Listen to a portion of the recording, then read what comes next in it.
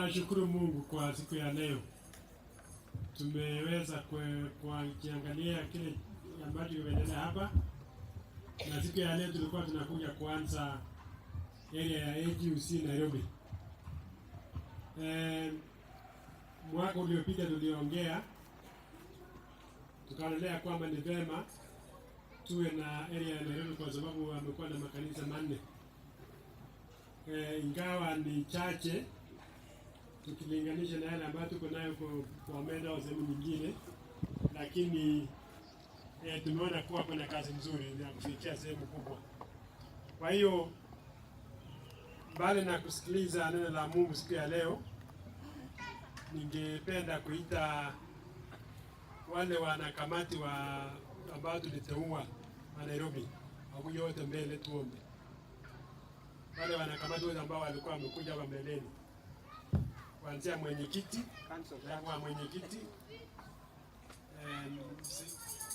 katibu, mweka hazina, wote wakuja hapa. Nitauliza wachungaji Reverend ambao wako hapa waje hapa mbele tuombe pamoja.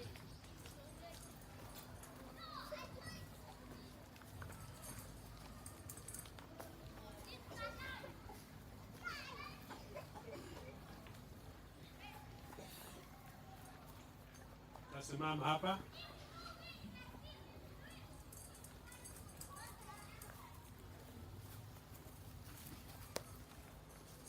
Sasa kazi yote ambayo iko hapa mbele ya area ya Nairobi iko mikononi mwenu.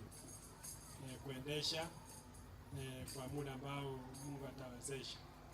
Kwa hiyo tunaenda kuwaweka mbele ya Mungu ili kazi iweze kuendelea pamoja na kazi yote ambayo inafanyika hapa. Nitauliza Reverend Samson, Titi na Eric tuongoze kwa maombi na uombe kwa ajili ya kamati hii.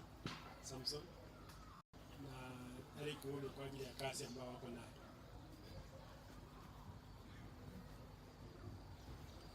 Tuamini na tuombe. Mwenyezi Mungu na Baba yetu, mfalme wa wafalme, Bwana wa majeshi, Mungu wa neema yote, twasema asante, twakushukuru kwa sababu ya neno lako ambalo linaendelea na linaendelea kupanuka hata sehemu mbalimbali. Mwenyezi Mungu, tunajikabidhi kwako hivi sasa. Tunakushukuru kwa mahali kanisa limefika, hasa katika mji huu wa Nairobi. Baba yetu, tunaomba Bwana ili upate kueneza neno lako na watu wote wapate kusikika na kuamini neno lako. Na wakabidhi viongozi hao wote kwa majukumu lote ambalo wamepewa Bwana katika sehemu mbalimbali, katika idara ya wanaume, idara ya wamama, idara ya vijana na upande wote, wanakamati wote ambao wanasimama katika kupanga na kuendeleza kanisa katika eneo hili. Mwenyezi Mungu, na kabidhi mkononi mwako. Mungu, simama pamoja nao wanapoendelea, wanaposafiri. Mungu wetu, wape neema yako na wasafiri wote katika sehemu hili wawe na neno lako.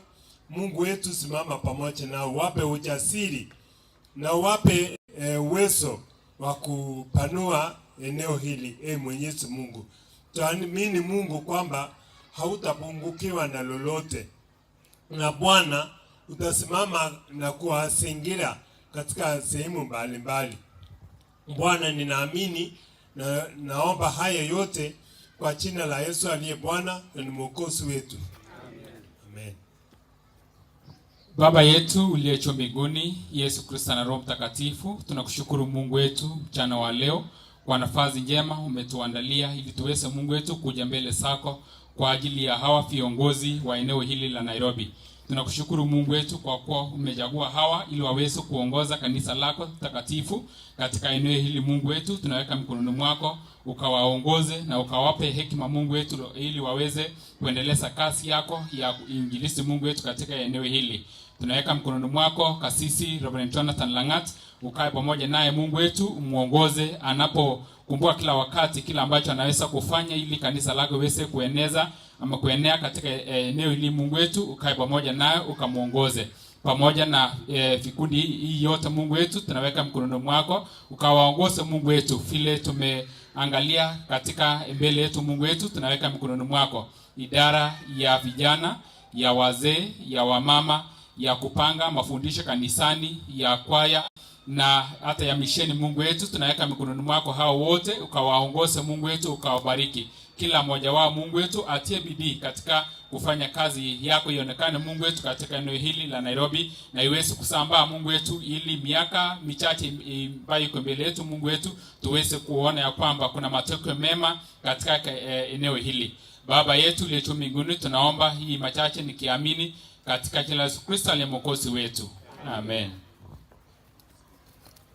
Asante, kaeni.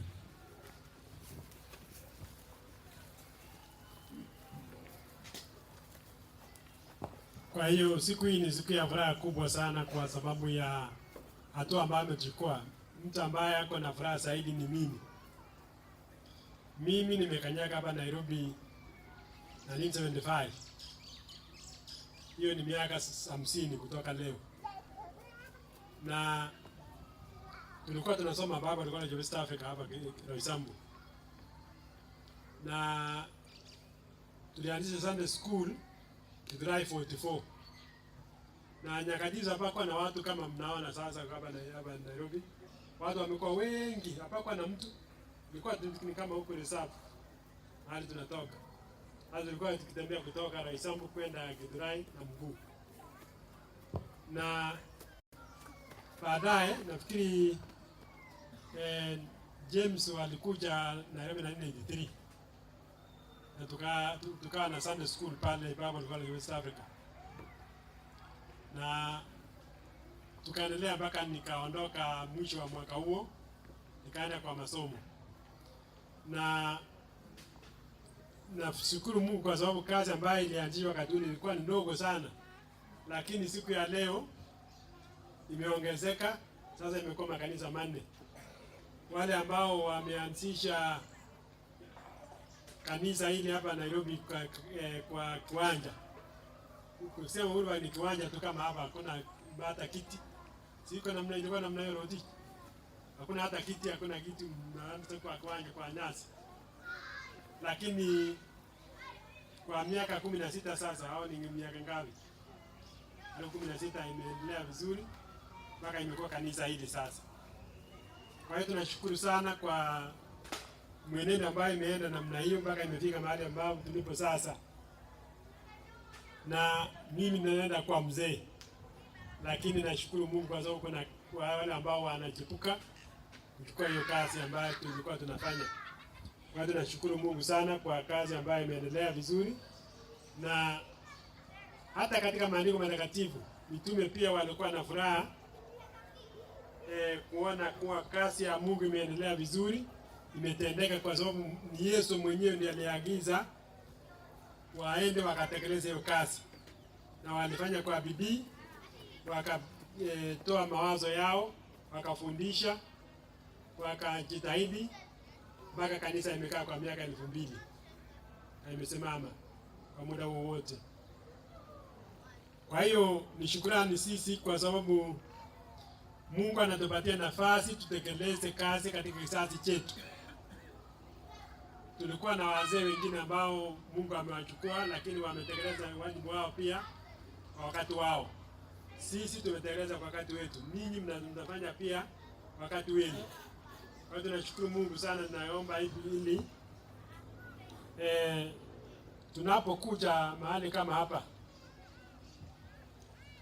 umetoka sehemu tofauti tofauti, umekuja leo kutafuta kazi, lakini kile ambacho kinafaa kwenda mbele ni ushirika wa kanisa na wokovu ambao Kristo alituagiza.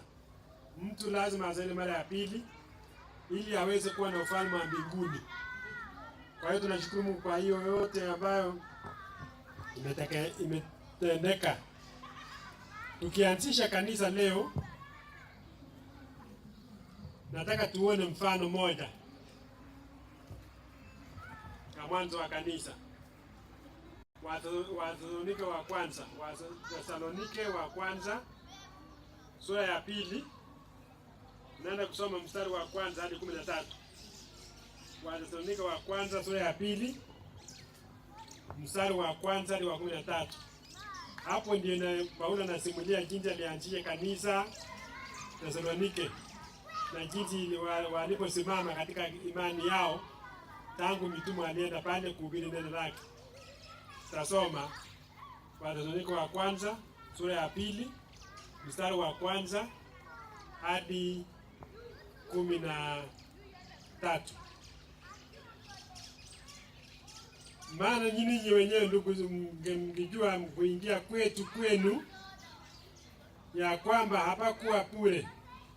hakukuwa bure, lakini tukiisha kuteswa kwanza na kutendewa jeuri kama mjuavyo katika Filipi, tualitukuzu katika Mungu kuinena injili ya Mungu kwenu kwa kushindania sana.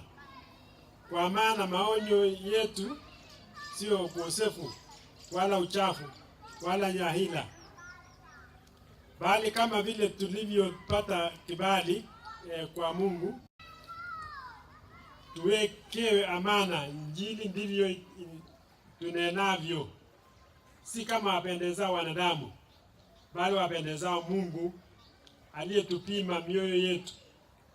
Maana hatukuwa na maneno ya kupendekeza wakati wote kama mjuavyo, wala maneno ya juujuu ya kuficha mchoyo.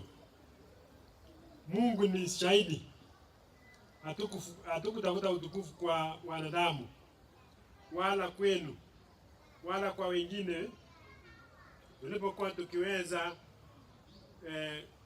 kuwalemea kama mitume wa Kristo, bali tulikuwa wapole katikati yenu, kama vile mlezi atunzawe watoto wake wenyewe. Vivyo hivyo nasi tukitumaini na upendo mwingi tulio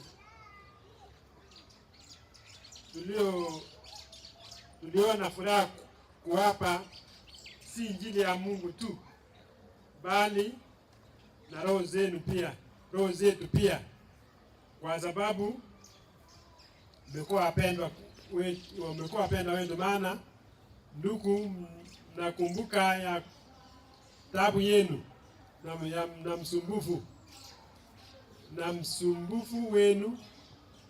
wetu, kwa kuwa mchana na usiku tulifanya kazi, tusije tukamlemea mtu kwa kwenu awaye yote, tukalihubiri hili injili ya Mungu. Ninyi ni shahidi, na Mungu pia, jinsi tulivyokaa kwenu ninyi mlioamini ni kwa utakatifu na kwa haki, bila kulaumiwa. Vile vile kama mjuavyo, jinsi tulivyowaonya kila mmoja wenu, kama baba aonyavyo watoto wake wenyewe, tukiwaitia moyo na kushuhudia, ili mwenende kama ilivyo wajibu wenu kwa Mungu kwenye kuwaita ninyi, ili muingie katika ufalme wake na utukufu wake. Mstari wa 13 wa mwisho. Kwa sababu hiyo sisi nasi twashukuru Mungu bila kukoma, kwa kuwa tulipopata lile neno la ujumbe la Mungu mlilosikia kwetu, mlipokea si kama neno la wanadamu, bali kama maneno ya Mungu. Ndivyo lilivyo kweli, litendalo kazi pia ndani yenu.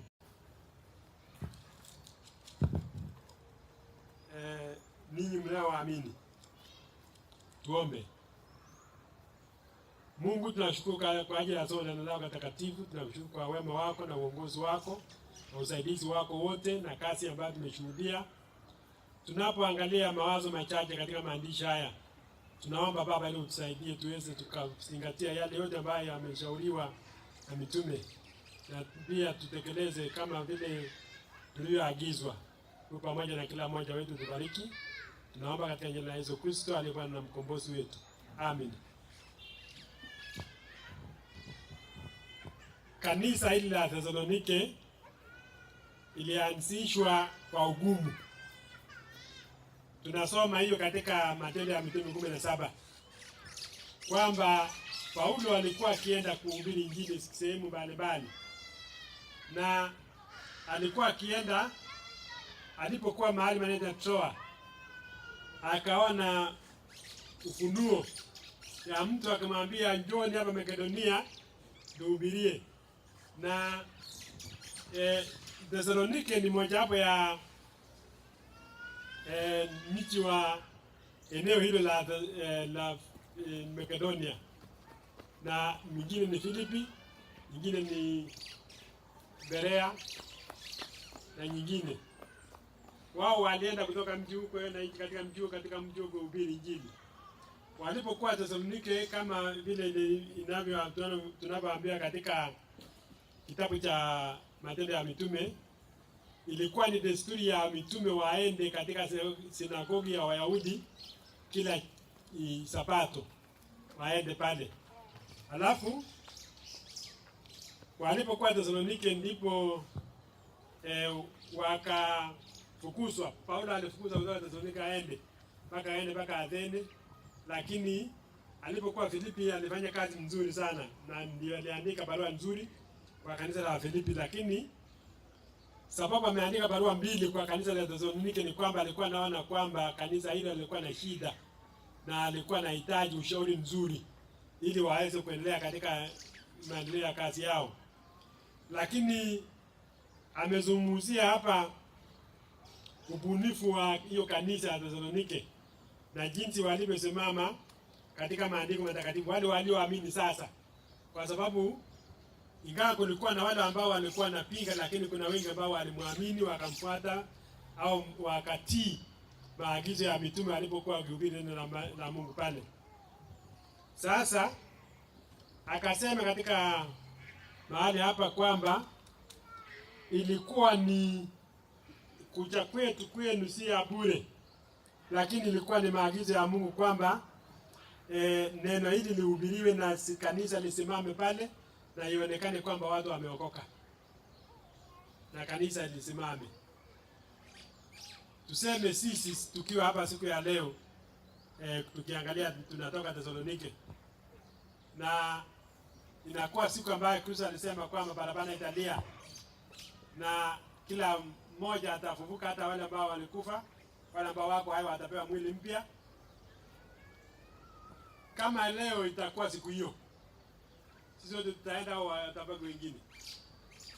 Hii ni jambo ambalo tunajaribu kuagiza sana katika maandishi, kwa sababu ushauri mkuu ambaye mtume alipeana hapa ni kwamba alikuwa anashukuru na kushauri waamini wa Thesalonike kwamba mlisikia neno lenu katika mstari wa 13 nikasema kwamba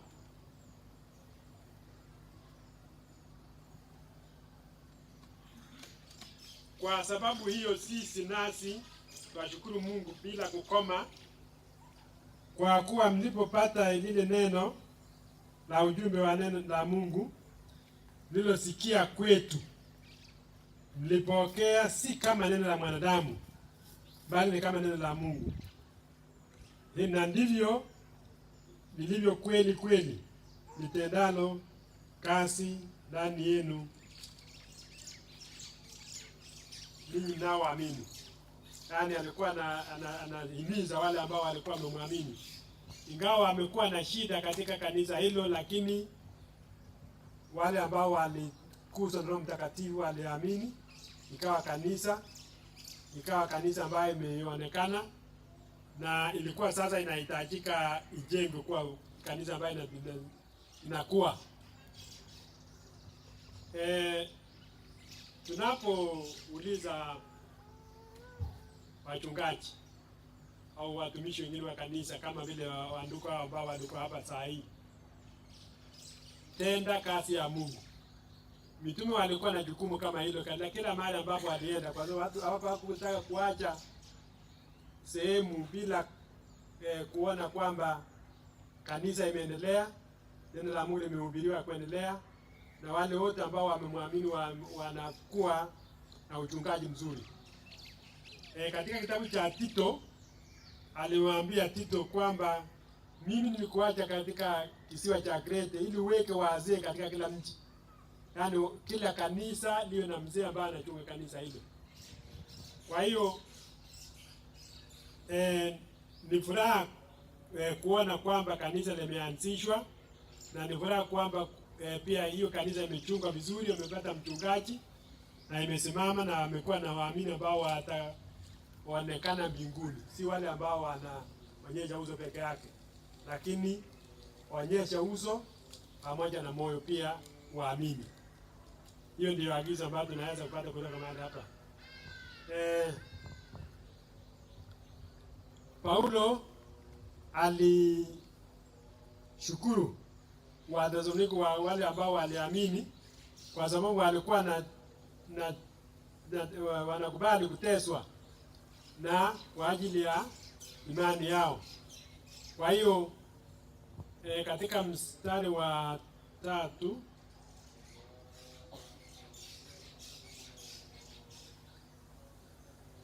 kwa maana maonyo yetu sio ukosefu wala uchafu wala si hila, bali kama vile tulivyopata kibali kwa Mungu tuwekewe amana ya Injili. Tuweke amana ya Injili, ndivyo tunavyo si kama wapendezao wanadamu, bali wapendezao Mungu aliyetupima mioyo yetu. Kwa hiyo kila mmoja akiamini kwamba Mungu ndiye ametuagiza, na Mungu ndiye ametuma mtume wake wafundishe neno lake takatifu, basi imani yetu itakuwa ya maana, au kila kazi ambayo tunatekeleza itakuwa ya maana.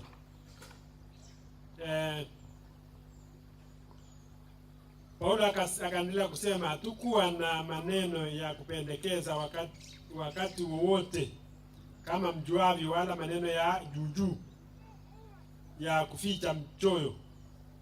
Mungu ni shahidi. Yaani alikuwa anataka kusema kwamba we were really sincere in what we were saying. Alikuwa anataka kusema namna hiyo kwamba hatukufanya kwa kupata pendekezo lolote lingine, lakini kwa sababu Mungu ndiye ametuagiza, ndio sababu akasema kwamba hata Mungu ni shahidi mwenyewe ambaye yetu kwamba tuliamini. Hatukutafuta utukufu kwa wanadamu, wala kwenu, wala kwa wengine, tulipokuwa tukiweza kuwalemea kama mitume wa Kristo. Alikuwa anajionyesha kwamba yeye alikuwa ni mtumishi wa Kristo, na alikuwa anatekeleza kazi hiyo. Na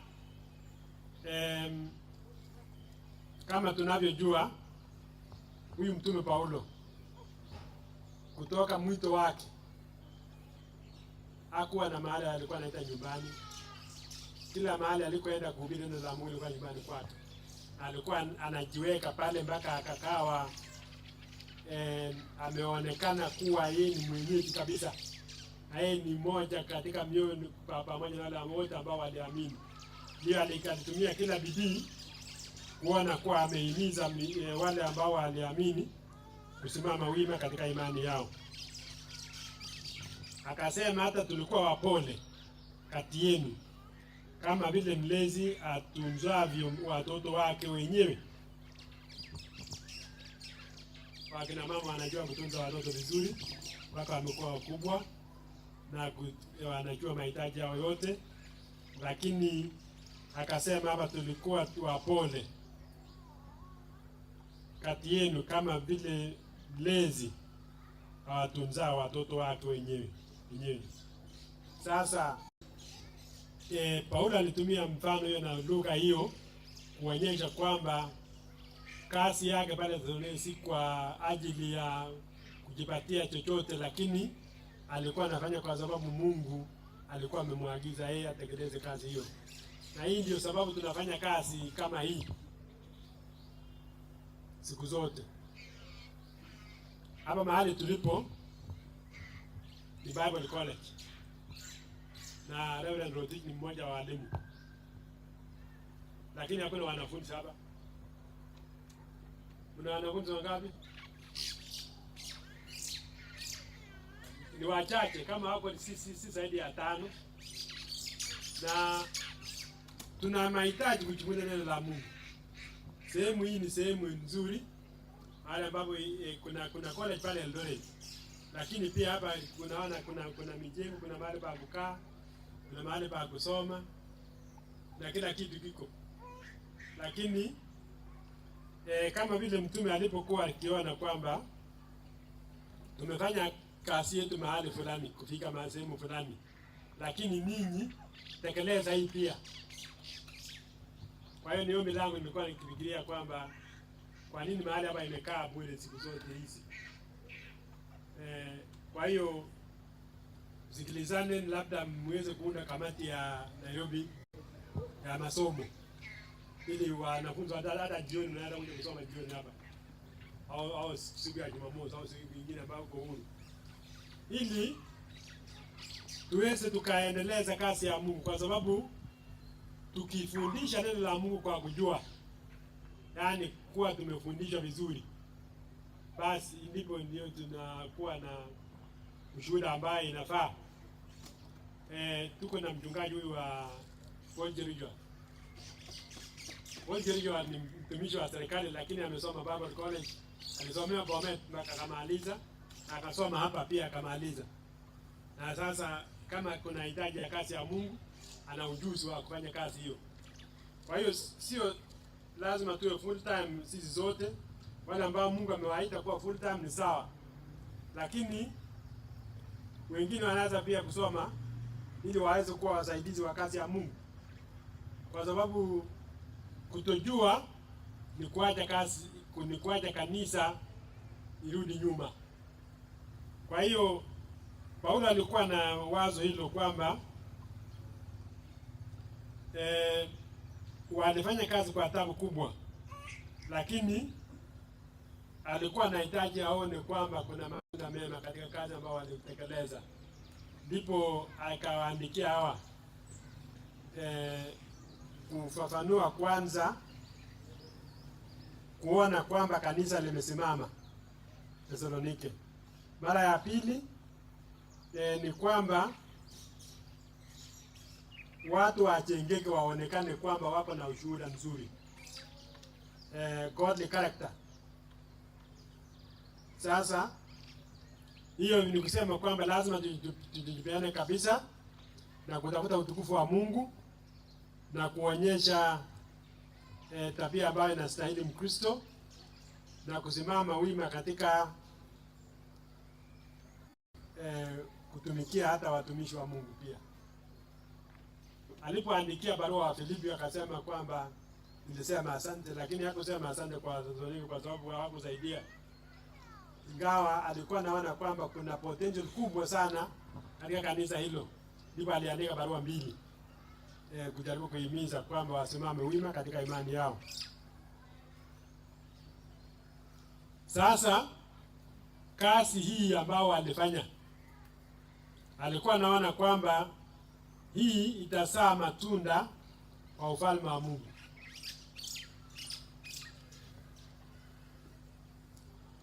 Wakati Yesu alituma mitume 70, aliwaambia mkienda msichukue nguo 2, msichukue pesa kwa mfuko, msichukue viatu mara 2.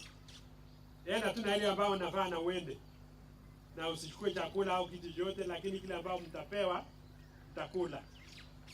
Wakaenda hawakupungukiwa na kitu mpaka wakarudi, na waliporudi wakasema kwamba Bwana, unajua hata pepo mbaya wamekuwa wanatutii kwa jina lako.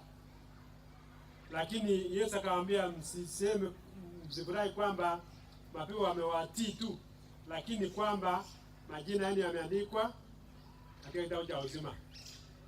Kwa hiyo ndio kitu ambacho tunahitaji tutekeleze na tuone kwamba Mungu ametusaidia tuweze kuzingatia. Labda tu kwa kifupi, Matendo ya Mitume 17 inaeleza jinsi kanisa hili la Thessalonike lilivyoanza na kwa nini Paulo ameandika maneno haya katika kitabu hiki. Akasema mstari wa 17 mstari wa kwanza, tusome mpaka wa 4 hapo. Wakisha kupita kati ya Amfipoli na Apolonia, wakafika Thessalonike, ambapo palikuwa na sinagogi ya Wayahudi. Paulo, kama ilivyo desturi yake, akaingia mle walimo, akihoja na kwa maneno maandiko Sabato 3. Akayafunua kuelekeza kwamba ilimpasa Kristo kuteswa na kufuka katika wafu, na ya kwamba Yesu huyu inavyopasha ninyi habari zake ndiye Kristo. Wengine miongoni mwao wakaamini, wakashikamana na Paulo na Sila, na Wayunani waliomcha Mungu wengi sana, na wanawake wenye cheo si wachache. Na Wayahudi wakaona wivu wa kujitwalia watu kadhaa wakadha katika watu ovyo wasio na sifa njema, nao wakakutanisha mkutano, wakafanya ghasia nchini. Wakaendelea watu wa nyumba ya Yasoni, wakataka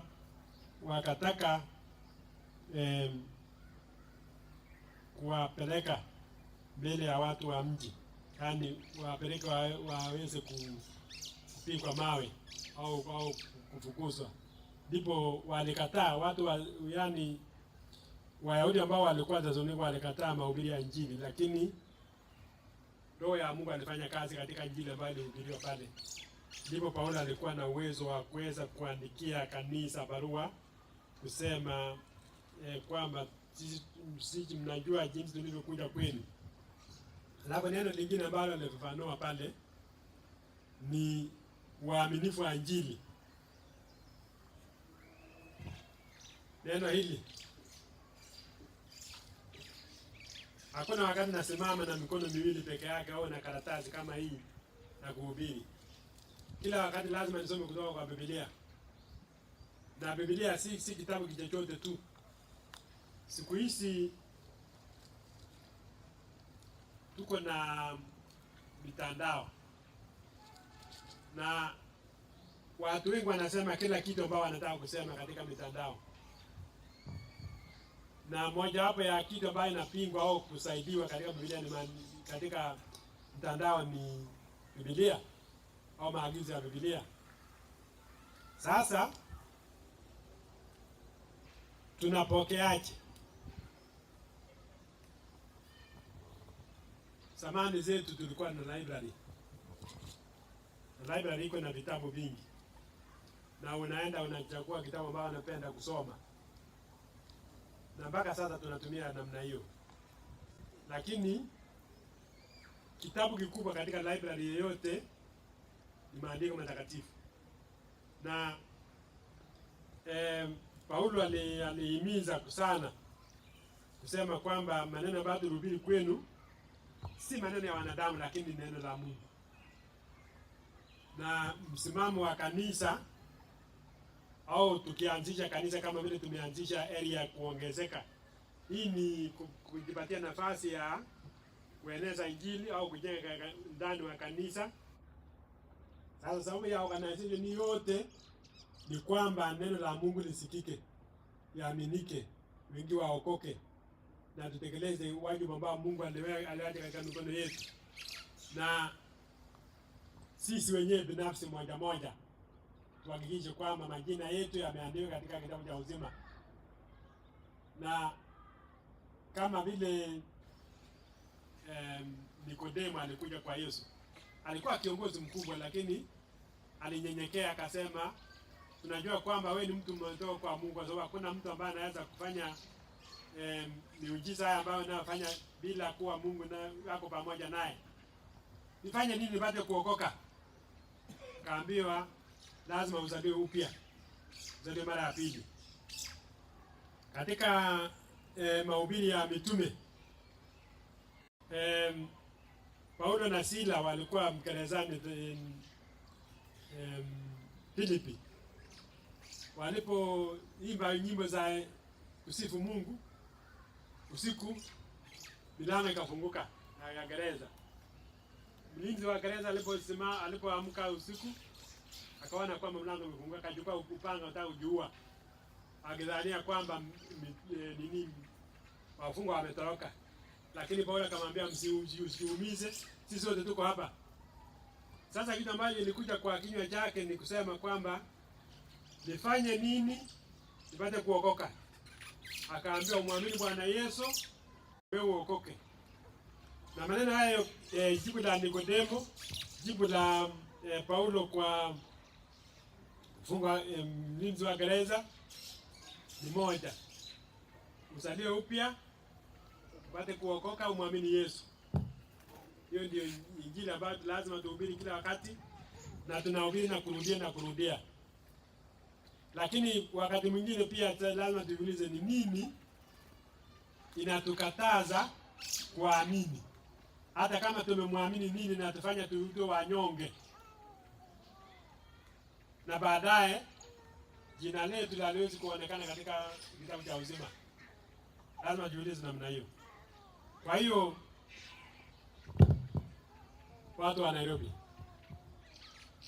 fanya bidii, omba Mungu, shirikiana na viongozi wa kanisa, tekeleza kile ambacho kinastahili, muwe na ushuhuda ambayo inaonekana na inayokubalika, na Mungu ni shahidi na haya yote ambayo inafanyika. Kwa hiyo tulikuwa mwaka uliopita Novemba tulikufungua kitabu kanisa la Ruaka. Sijui tutarudi hapa Githurai lini tena, lakini tukirudi mapema au tusiporudi, lakini tusikie kwamba kazi inaendelea vizuri na makanisa inajengeka, ili tukija siku zijazo, labda miaka miwili ijayo au mwaka mmoja ujao, tusikie kwamba makanisa ya Nairobi ni 8 au 10 na kuongezeka kila wakati, kwa sababu lazima tuone kwamba tumefanya kila bidii kuonyesha kwamba tumesaidia wale wote ambao wanahitaji kuamini Kristo waamini. Kwa hiyo nitamalizia neno ambalo tumesoma katika kitabu hicho pia, kwamba kitu ambacho natusimamia Wathesalonike wa kwanza ule mstari wa mwisho wa 13 ambao tulisoma,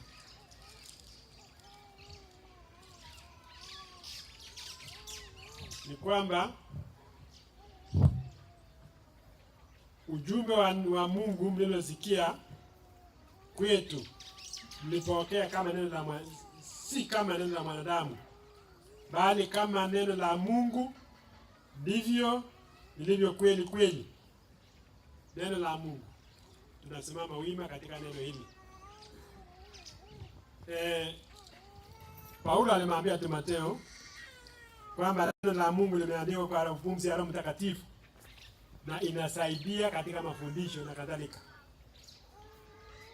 Tuzingatie kwamba tumesimama kwa imani iliyo katika maandiko matakatifu ambayo Mungu ametufunulia, na tukitekeleza au tukijitahidi kutekeleza kama hivyo, ndipo kazi yetu kama viongozi wa kanisa, kama washiriki wa kanisa, kama washahidi wa neno la Mungu itakuwa ya maana na itatubariki. Mungu awabariki na waongoze, tuone kwamba kanisa hili linaendelea vizuri na kujengeka zaidi na zaidi. Tuombe. Mungu, tunakushukuru siku ya leo kwa ajili ya wema wako na uongozi wako.